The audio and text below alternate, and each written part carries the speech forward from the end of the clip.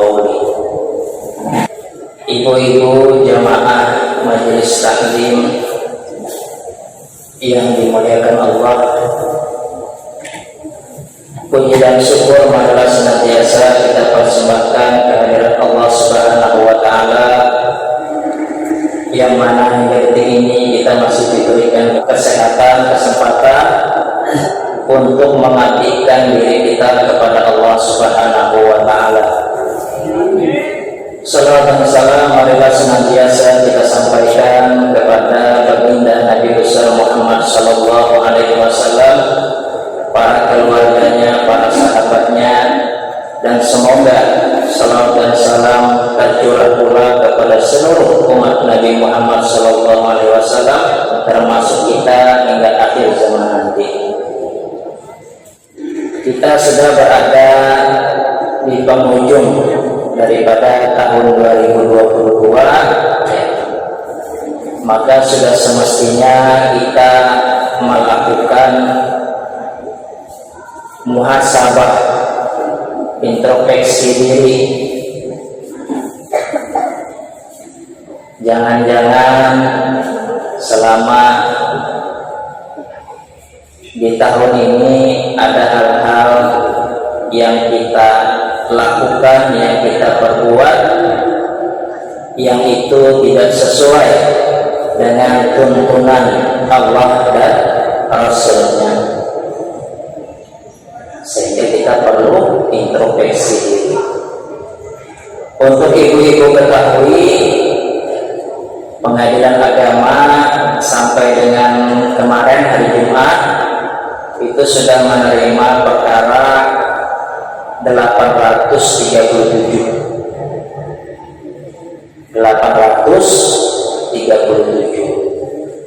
Tahun kemarin itu menerima perkara 729. Jadi sudah naik 100 lebih ya. Kenaikannya 100 lebih. Ya mungkin kemarin kan masih pandemi ya. Kalau sekarang katanya sudah selesai. Jadi banyak yang berperkara di pengadilan agama. Nah, dari 837 perkara itu sekitar 75%-nya adalah perkara perceraian. Jadi sekitar 75% itu adalah perkara perceraian. Di satu sisi ya, banyaknya perkara yang masuk di pengadilan agama itu di satu sisi bagus ya. Bagusnya kenapa? Karena adanya peningkatan kesadaran masyarakat untuk menyelesaikan perkaranya secara hukum. Jadi di satu sisi ada baiknya. Jadi kesadaran hukum masyarakat itu meningkat. Kenapa saya bilang kesadaran hukum meningkat? Ya.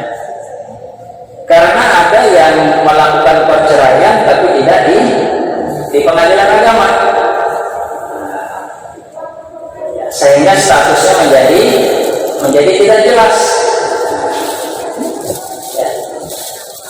Ada yang sudah 10 tahun baru mengajukan cerai. Ternyata karena PPT mau kawin lagi.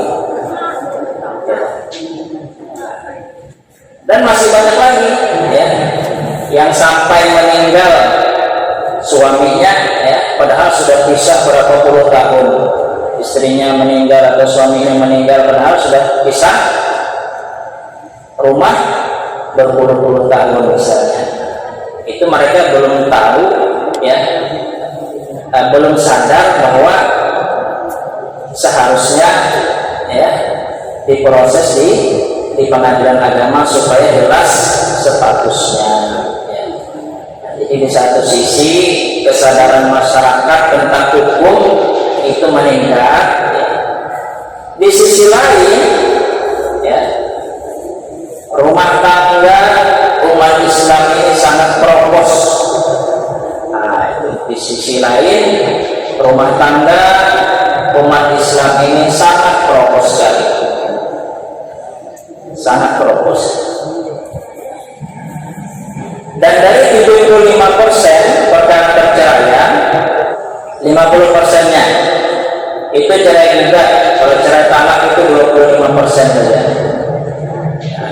Kalau cerai talak itu diajukan oleh suami, kalau cerai gugat itu diajukan oleh istri. Kenapa ini para istri ini ternyata banyak sekali yang gugat suaminya? Ada dua kemungkinan. Yang pertama, karena suaminya memang tidak bertanggung jawab, atau yang kedua, karena memang istrinya kurang bersyukur. Nah, maka pada kesempatan ini kita harus introspeksi diri, khususnya ibu-ibu, karena ibu-ibu kan yang ada di hadapan saya, bapak-bapaknya kan nggak ada. Jadi ibu-ibu ini mesti introspeksi diri. Padahal kalau kita lihat di dalam Al-Quran atau hadis Nabi, ya, para istri itu mudah jalannya untuk memasuki surganya Allah Subhanahu wa Ta'ala. Ibu-ibu pengen ya masuk surga ya? Nah, pengen semua ya? Ada yang jalan pintas, ada mau. Mau saya kasih tahu yang jalan pintas masuk surga? Mau nggak? Mau. Ibu kasih izin suaminya menikah lagi. Kalau ibu ridho, ya, itu cepat masuk surga. Ya. Nah, tapi ini ibu tidak mau ya. Yang jalan ini tidak mau ya. Jalan ini ibu tidak mau.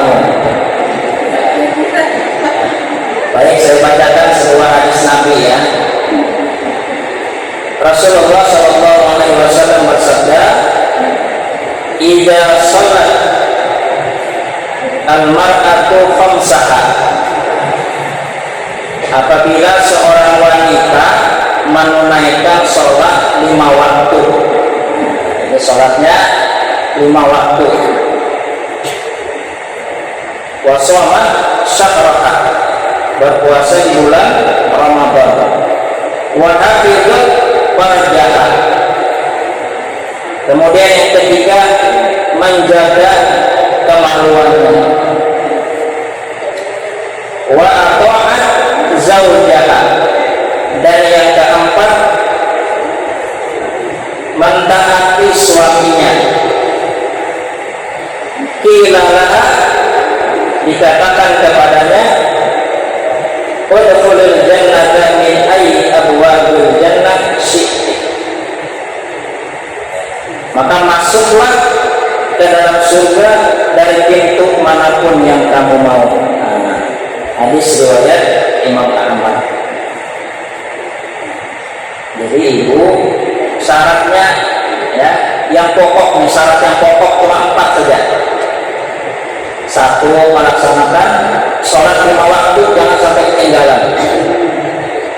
Ya. Yang kedua, berpuasa di bulan Ramadan. Nah, ini wajibnya aja ini. Ya. Kemudian yang ketiga, menjaga kehormatannya. Mohon maaf, menjaga kemaluannya kalau bahasanya. Dan yang keempat, mentaati suaminya. Maka kata Nabi, silakan masuk lewat pintu surga yang mana saja. Jadi ada 8 pintu surga, ibu silakan masuk lewat pintu yang mana saja. Nah, mudah ya? Mudah ya. Tetapi pada kenyataannya apa kata Nabi juga di dalam hadis yang lain, ya, di dalam hadis riwayat Bukhari, kata Nabi, aku melihat di dalam surga kebanyakan penduduknya adalah fuqara, orang-orang fakir, dan aku melihat di dalam neraka kebanyakan penduduknya adalah wanita. Sudah tahu semua ya. Nah, hadis sahih ya Imam Bukhari. Tetapi kenyataannya seperti itu ya. Berarti ada masalah dengan yang 4 tadi itu, berarti ada masalah ya. Saya sering sekali ya memediasi suami istri yang ingin bercerai ya. Itu pertama dulu yang saya tanya masalah sholat. Itu rata-rata 70% sholatnya tidak 5 waktu, baik suaminya ataupun istrinya. Memang di antara purpose-nya ini ya, rumah tangga ini yang pertama karena menikah tanpa ilmu. Harusnya sudah punya ilmunya tentang pernikahan baru menikah. Kalau orang sekarang itu menikah dulu, katanya nantilah ikut pengajian kalau sudah nikah.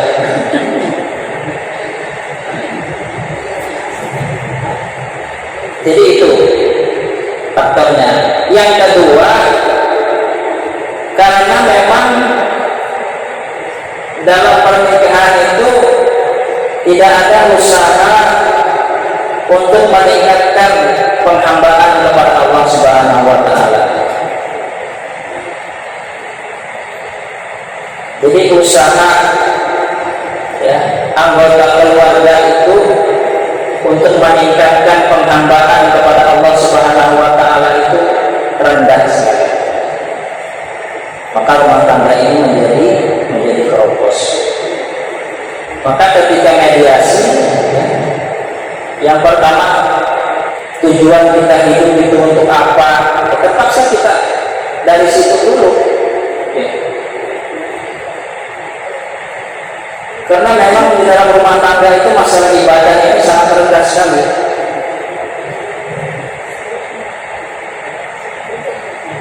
Maka kita mulai dengan menjelaskan tujuan kita diciptakan, dihadirkan ke alam dunia, yaitu untuk beribadah kepada Allah Subhanahu wa taala. Maka kita mau sadarkan itu dulu kepada suami istri ini, bahwa tujuan kita hidup untuk beribadah kepada Allah Subhanahu wa taala. Dan kebanyakannya di antara alasan-alasan mengajukan perceraian itu karena kurangnya nafkah dari suaminya. Itu alasan dari pihak istri. Kalau suami yang mengajukan cerai alasannya karena istri selalu merasa kurang dengan penghasilan suami. Makanya tadi saya bilang ya, antara dua saja, apakah suami yang memang kurang bertanggung jawab atau istri yang kurang bersyukur.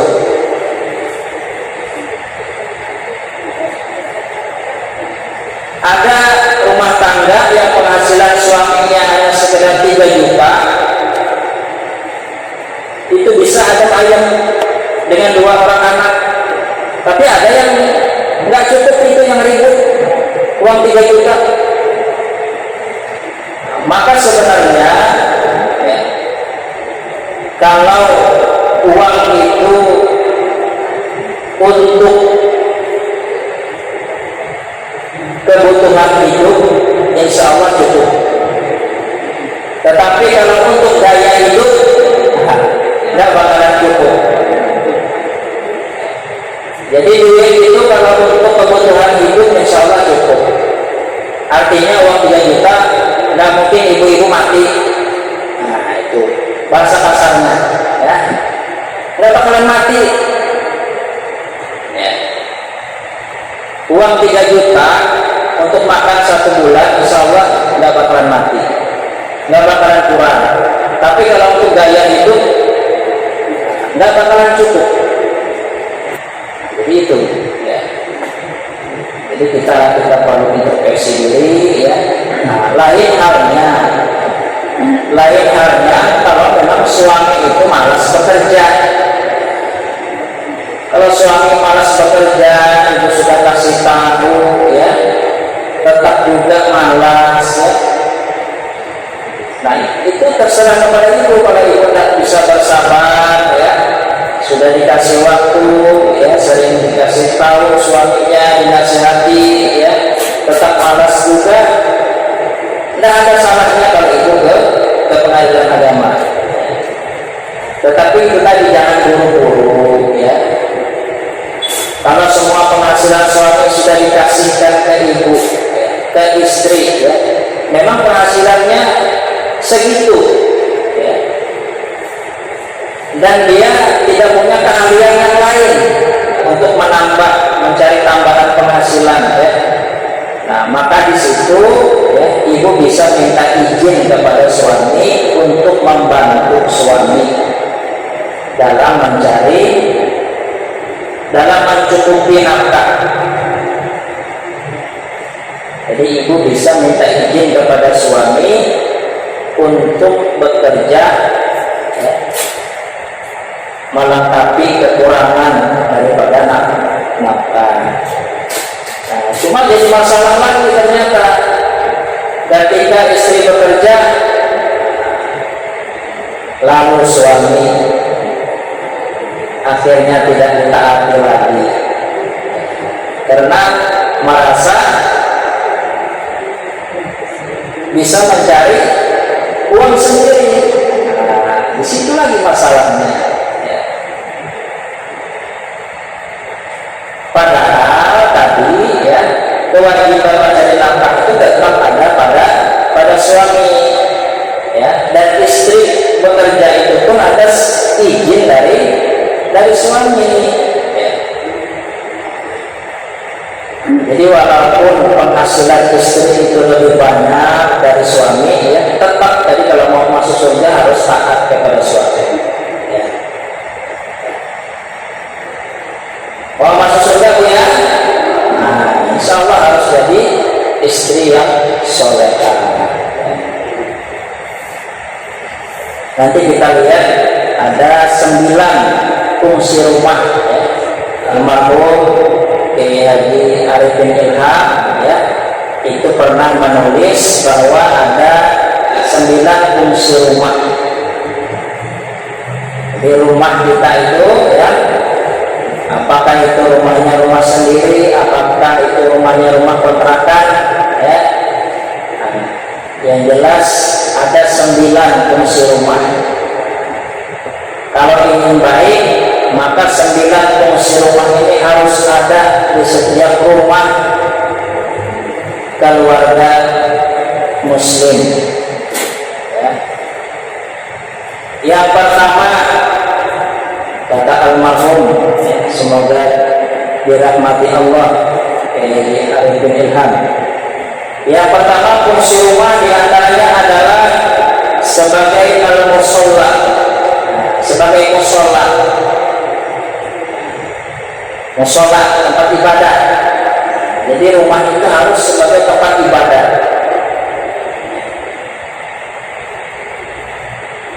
Jadi kalau rumah itu tempat ibadah ya, sebagai musola, maka anggota keluarganya haruslah sholat di rumah itu.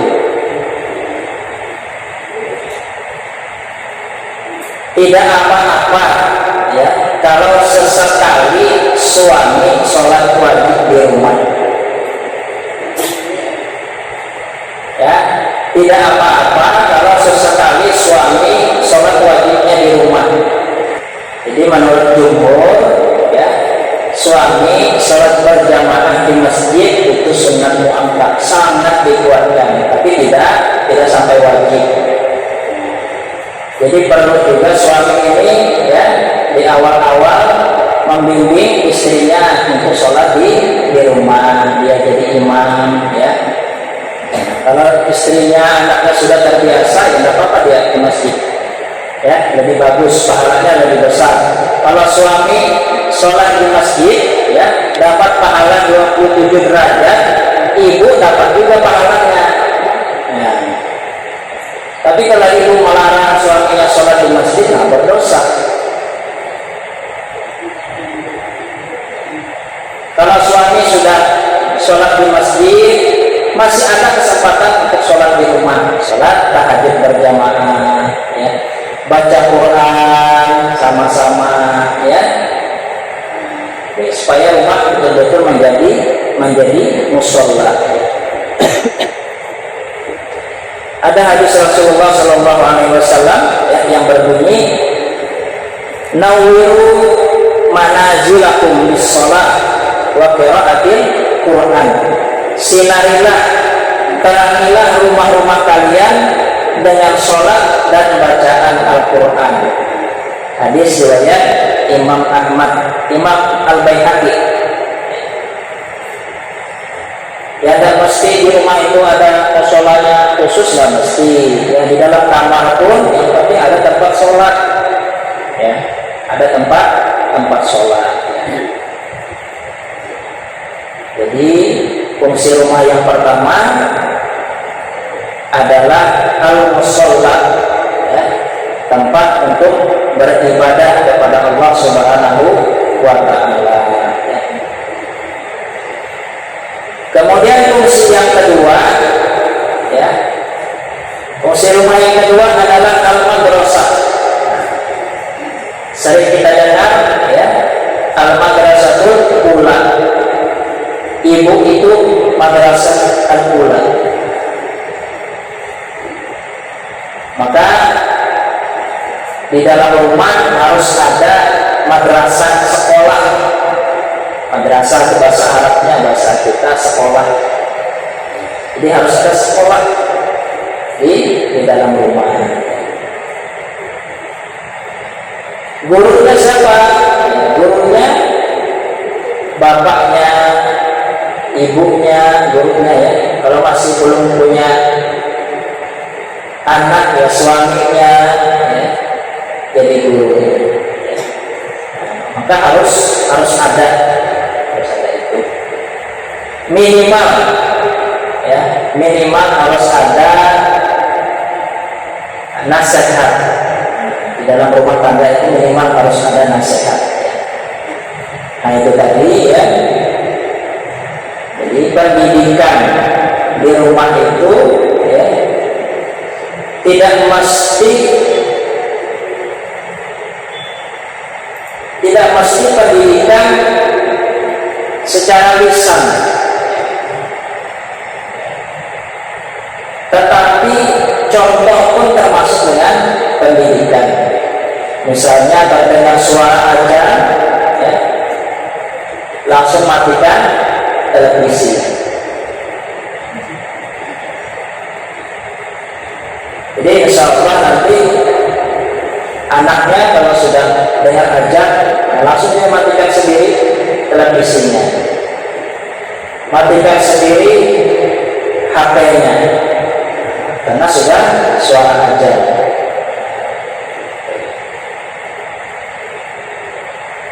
Antara maghrib dan isya tidak boleh terdengar suara televisi, umpamanya. Tidak boleh ada yang main HP. Nah ini tergantung kepada orang tua, ya. Pendidikannya, caranya seperti apa, ya, untuk mendidik anak-anak di rumah. Itulah, ya, fungsi rumah yang kedua, yaitu sebagai sekolah. Sekolah pertama. Sekolah keduanya adalah lingkungan. Sekolah tiganya adalah sekolah formal. Itu sekolah ketiga. Sekolah pertamanya adalah rumah, sekolah keduanya lingkungan, temannya bermain, ya. Sekolah ketiganya itu sekolah SD, SMP, SMA. Itu sekolah ketiga.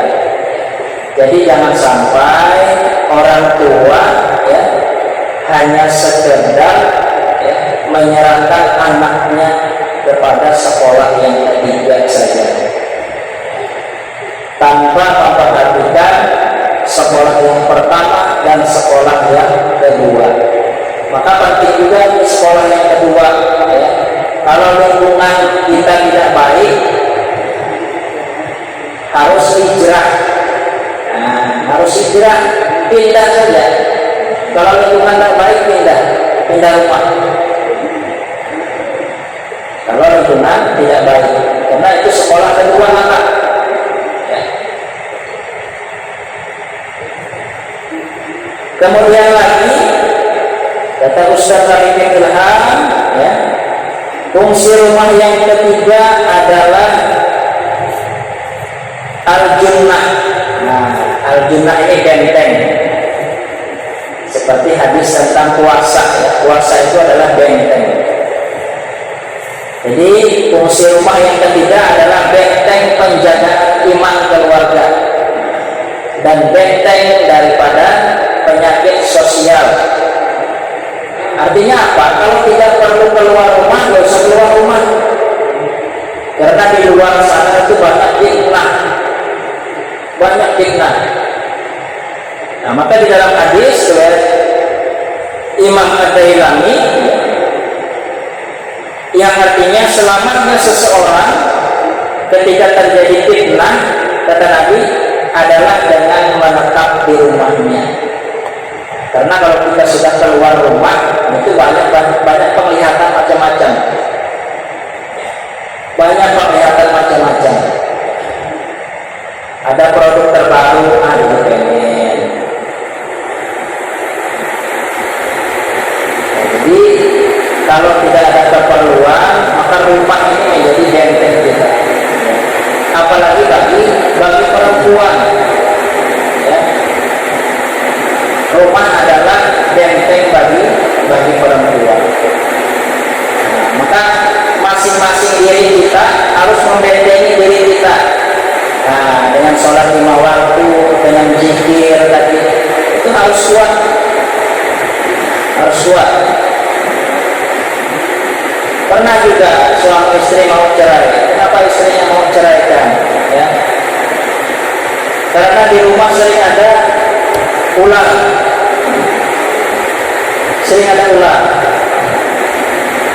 Cuma kata istrinya itu bukan punya suaminya, bukan amalan suaminya, tetapi mereka itu ya, bukan punya musuh, artinya ada orang yang tidak senang dengan mereka. Memang ingin memisahkan mereka. Cuma si istri ini nggak sabar, nggak tahan. Akhirnya dia mau pisah dengan suaminya. Itu suami istri cerita. Di rumahnya saya ada ular. Saya bilang jangan-jangan lingkungannya kotor sehingga masuk ular. Nah, ternyata seperti itu.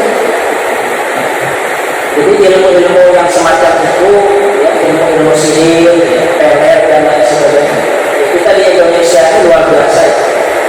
Masih ada hal-hal yang seperti itu. Itu salah satu juga yang merusak rumah tangga itu seperti itu. Ya. Maka harus fungsi rumah yang ketiga tadi harus menjadi al-junnah, menjadi benteng. Kemudian fungsi rumah yang keempat yaitu al-maskanah. Artinya rumah itu tempat yang menyenangkan. Maskanah, sakinah, tenang. Jadi kalau suami pulang kerja dari kantor sampai ke rumah tenang. Jangan sampai sebaliknya. Suami pulang ke rumah tidak tenang.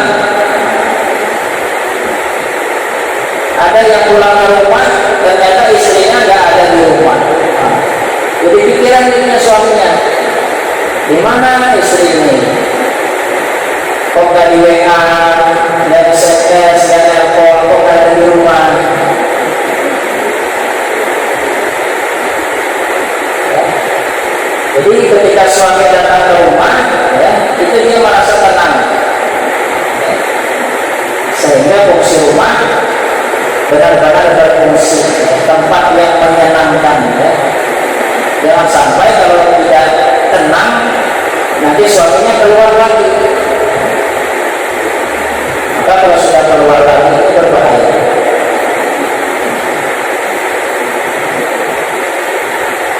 Jagalah suami, jangan kau marahi. Jagalah suami agar tak kawin lagi. Ya, Bu ya, nah, harus dijaga ya. Jangan sampai pelayanan yang di luar itu melebihi dari pelayanan di rumah. Nah, jadi harus introspeksi ya.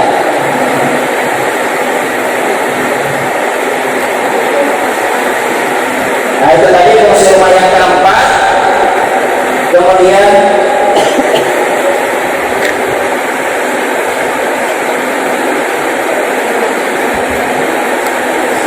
Kemudian fungsi rumah yang kelima yaitu al-maulud, tempat memperbanyak keturunan.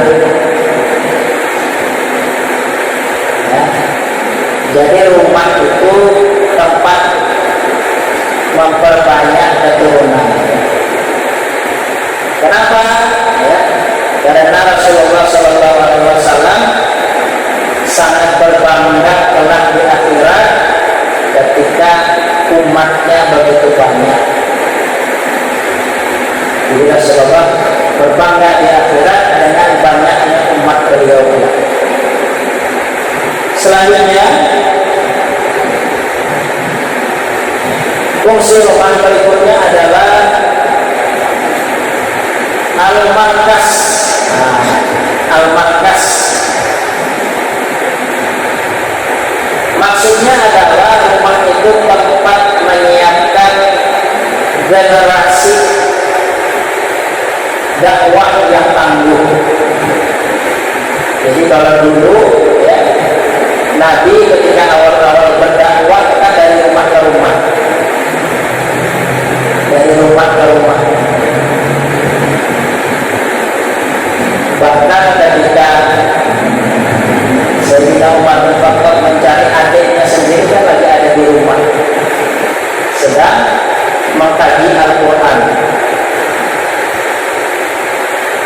Yang akhirnya dengan itu ketika mendengar bacaan Al-Quran, hati Sayyidina Umar bin Khattab menjadi lembut dan bisa menerima Islam sebagai agama.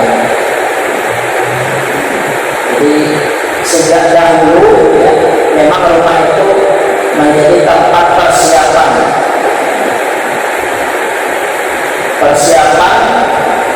dakwah untuk sesuatu yang besar. Silakan di rumah diadakan kajian-kajian, ya, rapat-rapat, ya. Tetapi di rumah juga kita persiapkan minimal anak-anak kita ya, untuk menjadi generasi pemuda-pemudi muslim yang tangguh, sebagai markas, sebagai pusat rumah itu. Kita hadirkan guru-guru dakwah dari rumah kita.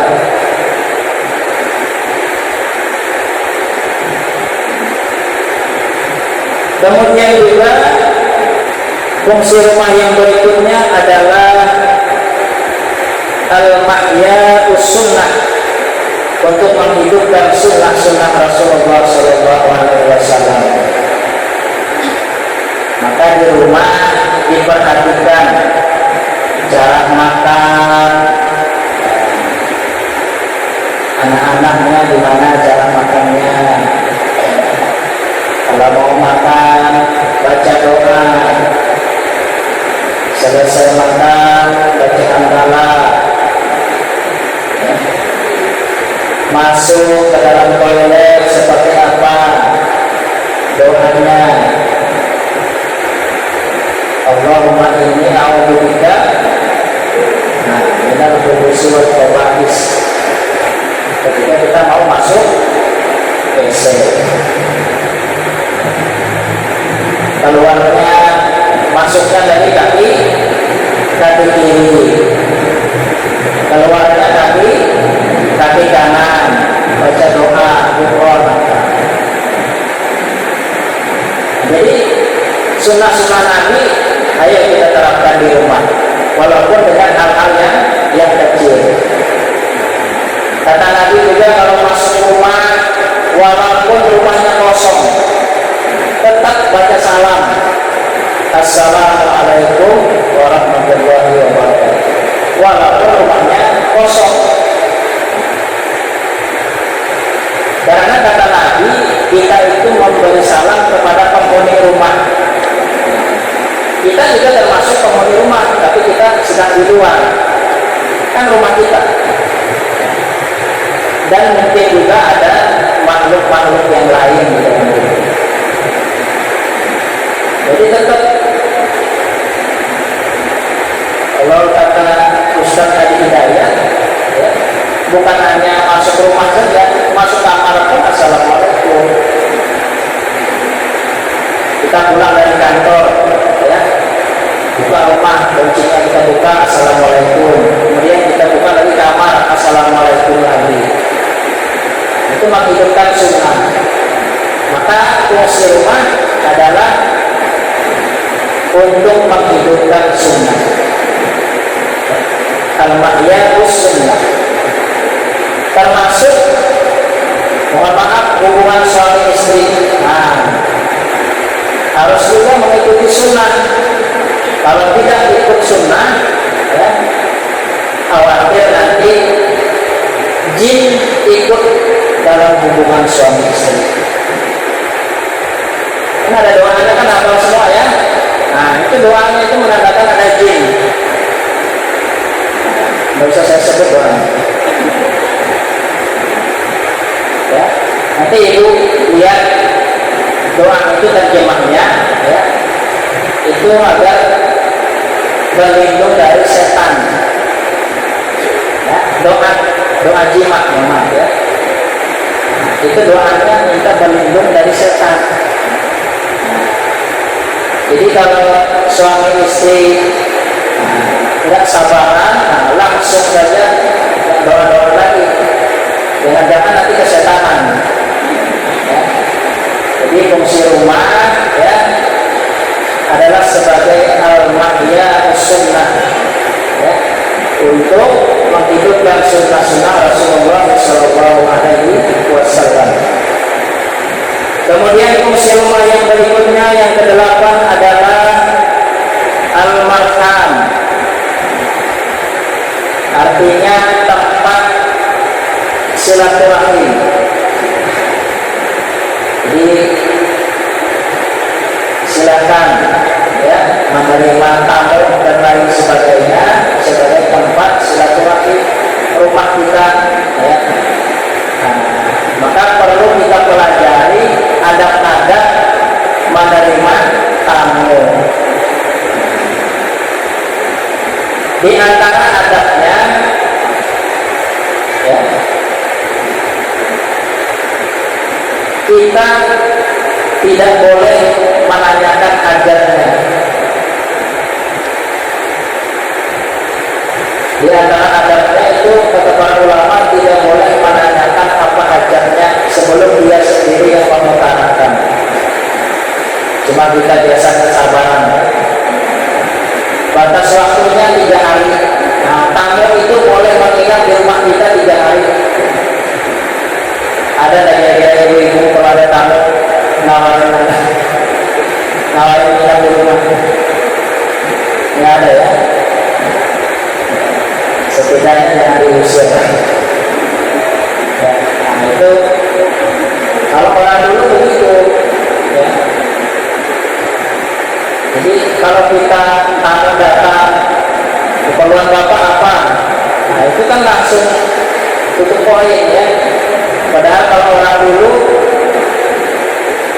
saking lamanya orang itu bertamu ya. Para nabi juga cerita para nabi, kalau ada orang bertamu itu disembelihkan kambing. Coba kira-kira baru masak kambing itu berapa lama? Dari motongnya, mengulitinya sampai masak kira-kira berapa lama? Ya, iya. Begitu cara menerima tamu. Nah, jadi memang di rumah itu harus siap makanan-makanan ringan harus ada lah. Minimal air putih jangan sampai nggak ada. Ya, minimal air putih jangan sampai nggak ada ya. Nah, itu sudah minimal itu ada penerima tamu ya.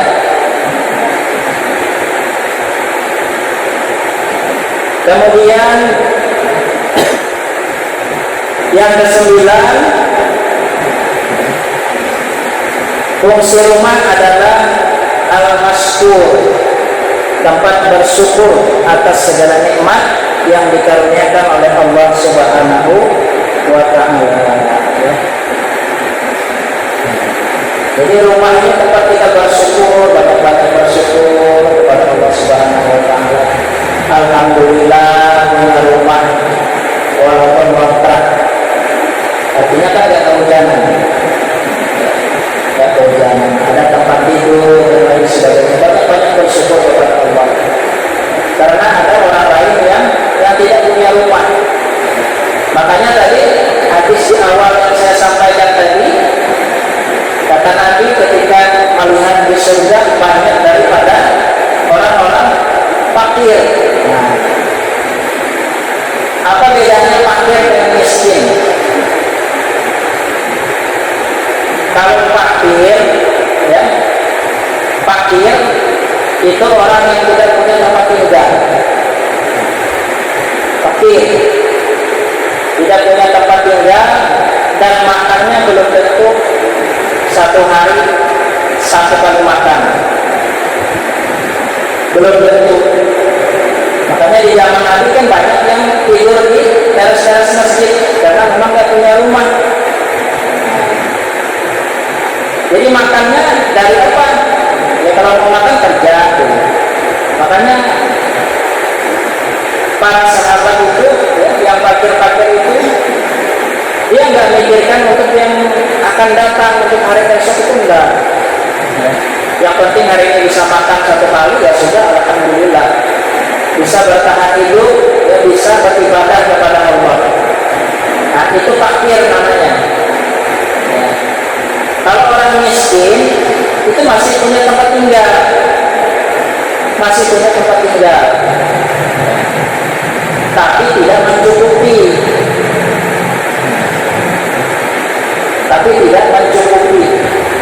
Yang tidak cukupnya itu kebutuhan pokok, kebutuhan primer. Ya, itu miskin. Rumah masih punya, tapi kebutuhan pokok tidak tercukupi. Ya, kebutuhan primer ya. Nah, insya Allah kita semua ini tidak ada orang miskin.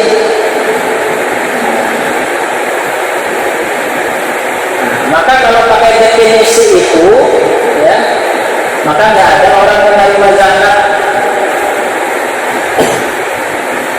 Sebenarnya, karena mencari fakir itu susah sekali. Susah mencari fakir miskin sebenarnya. Cuma sekarang itu kan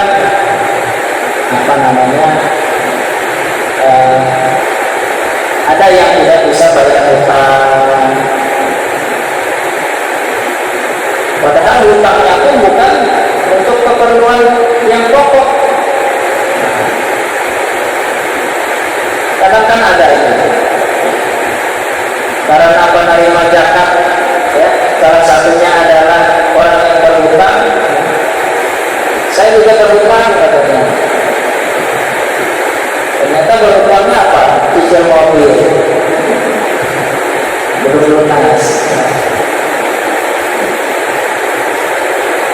Kalau yang berhutang itu karena tidak sanggup bayar kontrakan, bisa, ya. Artinya dia tidak punya rumah, ya, kontrak pun untuk cicil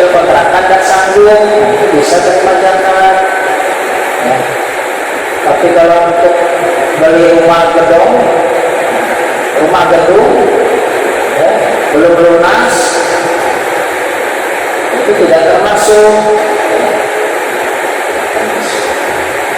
Nah, itulah yang firmankan oleh Allah Subhanahu wa taala, wa in ta'azzana rabbukum la in syakartum la azidannakum wa la in kafartum inna adzabi lasyadid. Dan ingatlah ketika Tuhan mau memaklumkan, sesungguhnya jika kamu bersyukur, niscaya aku akan menambah nikmat kepadamu. Tetapi jika kamu mengingkari nikmatku, maka ajakku bersangatan. Ya, jadi banyak-banyak bersyukur pada Allah Subhanahu wa taala dengan rezeki nikmat yang diberikan oleh Allah, ya. Kita banyak-banyak bersyukur ya, penghasilan suami yang sudah ada, ya, coba kita syukuri ya. Jangan gampang-gampang mau cerai ya.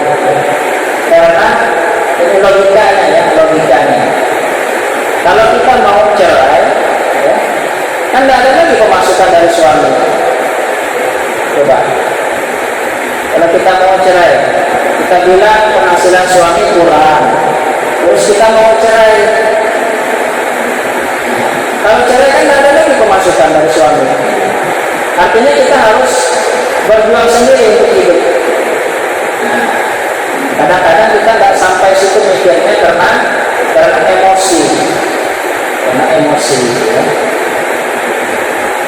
Maka ya,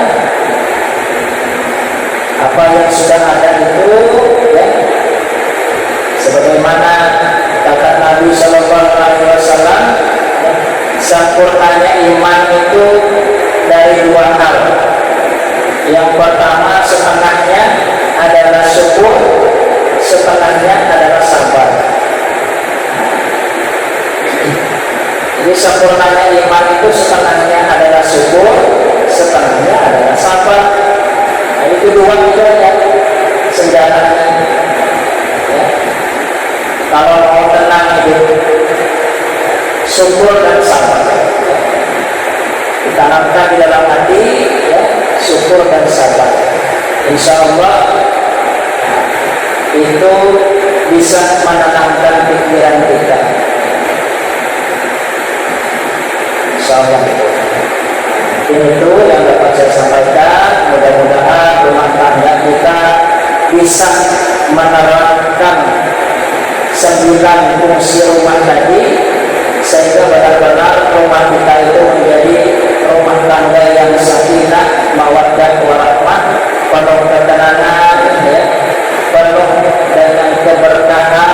Ya. Berkah itu artinya ziyadatul khair, bertambahnya kebaikan. Jadi rumah yang berkah berarti dari rumah itu muncul kebaikan-kebaikan. Ya. Jadi itu rumah yang berkah namanya. Dan mudah-mudahan rumah tangga kita selalu di dalam perlindungan Allah Subhanahu wa taala dari segala macam fitnah. Dari segala macam fitnah. Jangan sampai fitnah masuk ke rumah kita. Maka saya titip pesankan ya, ibu-ibu untuk jaga baik-baik anak perempuannya. Jaga baik-baik anak perempuannya. Jangan sampai pacaran. Jangan sampai pacaran. Karena mohon maaf ya, 90%, artinya tidak semua ya, 90% perkara permohonan dispensasi kawin yang diajukan ke pengadilan agama itu karena MBA. Tahu tak artinya ini? Married by accident. Menikah karena kecelakaan.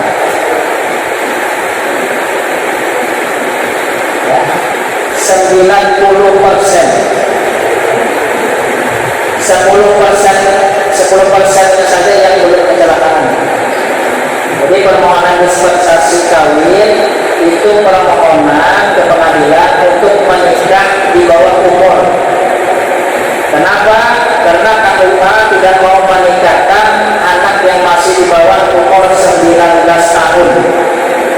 Kalau KUA mau menikahkan kalau ada dispensasi dari pengadilan agama. Ya. Jadi mohon anak perempuannya dijaga, anak laki-lakinya pun sama. Kalau sudah kejadian ya mau ada mau harus dinikahkan. Ya. Jadi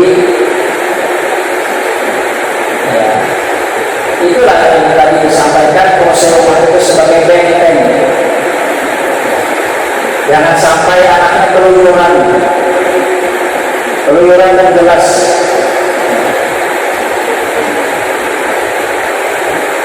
Maka di antaranya